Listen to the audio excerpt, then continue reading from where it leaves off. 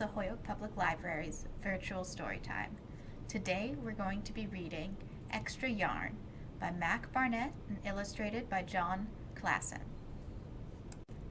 On a cold afternoon in a cold little town, where everywhere you looked was either the white of snow or the black of soot from the chimneys, Annabelle found a box filled with yarn of every color. So she went home and knit herself a sweater. And when Annabelle was done, she had some extra yarn. So she knit one for Mars too. But there was still extra yarn. And when Annabelle and Mars went for a walk, Nate pointed and laughed and said, "You two look ridiculous." "You're just jealous," Annabelle said. "No, I'm not," said Nate. But it turned out he was.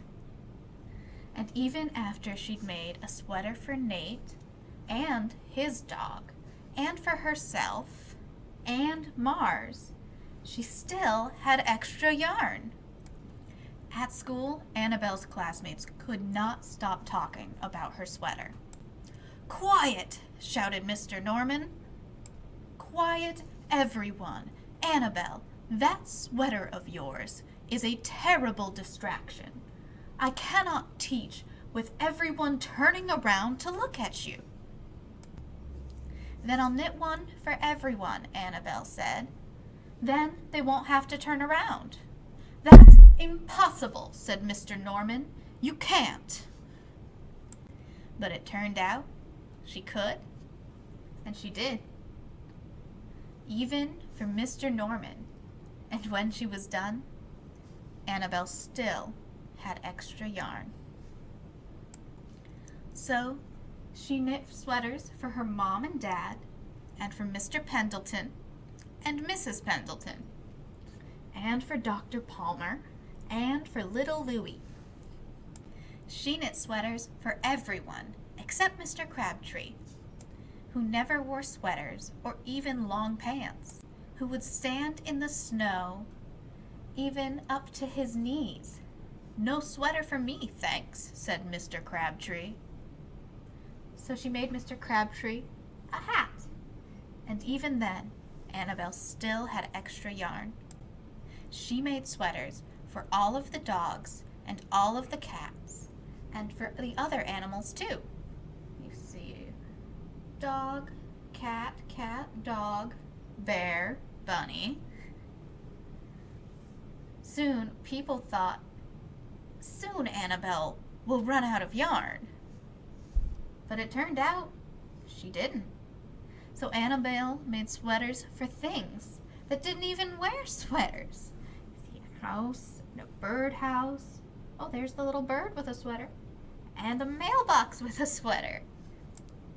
Things began to change in that little town. I see all the houses with sweaters. I see a church. I see a school. I see a farm with a silo. It's all covered in sweaters. News spread of the remarkable girl who never ran out of yarn. And people came from around the world to see Annabelle and her sweaters and to shake Annabelle's hand. One day, an archduke who was very fond of clothes sailed across the seas and demanded to see Annabelle. "Little girl," said the archduke, "I would like to buy that miraculous box of yarn, and I am willing to pay $1 million. "No, thank you," said Annabelle, who was knitting a sweater for a pickup truck. The archduke's mustache twitched. $2 million. Annabelle shook her head.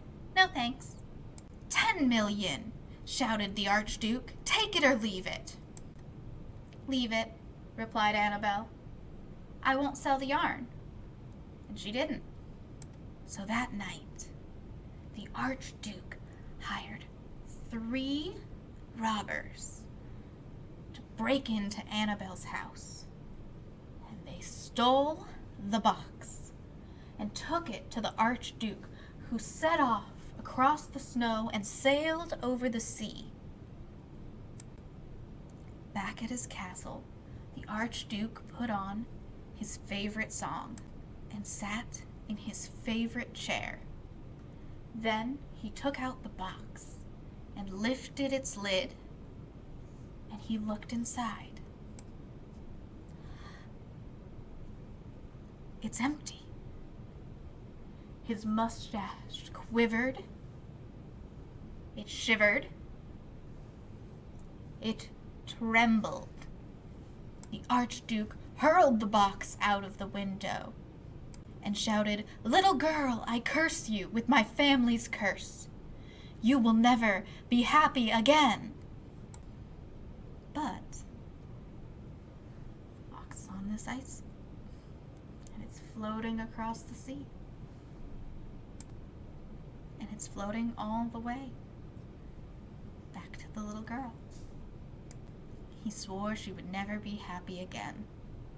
But it turned out she was. And that is the story Extra Yarn by Mac Barnett and illustrated by Jon Kassen. And we get to